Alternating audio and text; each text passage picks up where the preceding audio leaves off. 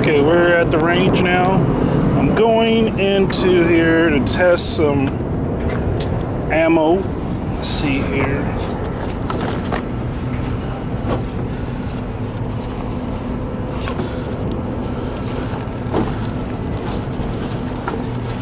We are going to be shooting the Ruger SR40 today, and we're going to use the Winchester. This is just regular target ammo, and it's 180 grain. So we're going to try that versus the 165 that I tried last time. See if I'm a little bit more accurate.